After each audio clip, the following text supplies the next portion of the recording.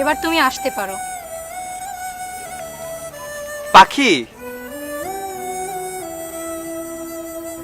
আবার কি হলো? পাখি, এতিমরাও মানুষ। কে জানে আজ যাকে তুমি এতিম বলে তাড়িয়ে দিচ্ছ, কাল তোমার তাকেই খুব বেশি প্রয়োজন হতে পারে। কি প্রয়োজন ছিল এই এতিমকে নিয়ে বাজি ধরার? আমার ভালোবাসায় তো কোনো বাজি ছিল না, তাহলে কেন আমার ভালোবাসা নিয়ে খেলা করলে? এত আঘাত দিও না। সইতে হয়তো পারবো, কষ্ট ঠিকই পাবো, কিন্তু তুমি যা হারাবে তা কখনোই ফিরে পাবে না।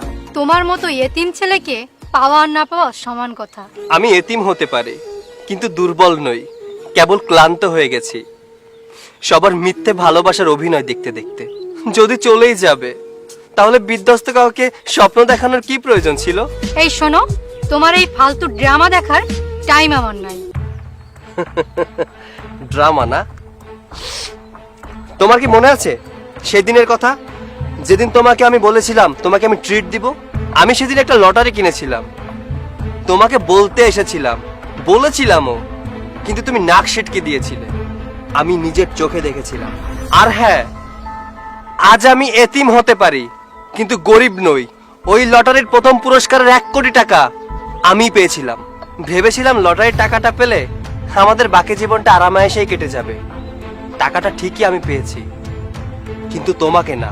আরে আমি তো ভুলেই গিয়েছিলাম যে নিজের গালে দাঁতও নিজের না, সুযোগ পেলেই কামড়ে দেয়।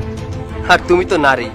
আমার ভুল হয়ে গেছে সৈকত, আসলে আমি বুঝতে পেরেছি তুমি আমার সত্যিকারের ভালোবাসা। তাহলে আমি কে পাখি? Who I am? আমি বুঝতে পেরেছি ও আমার সঠিক চয়েস, তুমি নও। সমস্যা কখনো থামিয়ে দেওয়ার জন্য আসে না, সে আসে যাতে নতুন করে পথ খুঁজে পাওয়া যায়। ভুলটা সবাই বুঝতে পারে, কিন্তু হারিয়ে যাওয়ার পর। বিশ্বাস করো, আমি তোমাকে সত্যিই ভালোবাসি সৈকত। বিশ্বাস? বিশ্বাস না থাকলে একটা ভালোবাসা কখনো পূর্ণতা পায় না, আর যেটা তোমাকে করা সম্ভব। Good bye.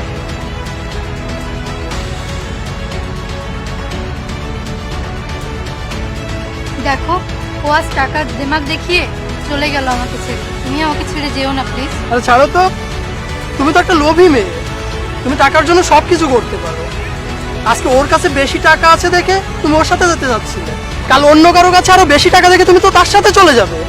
আমি তোমাকে বিয়ে করতে পারবো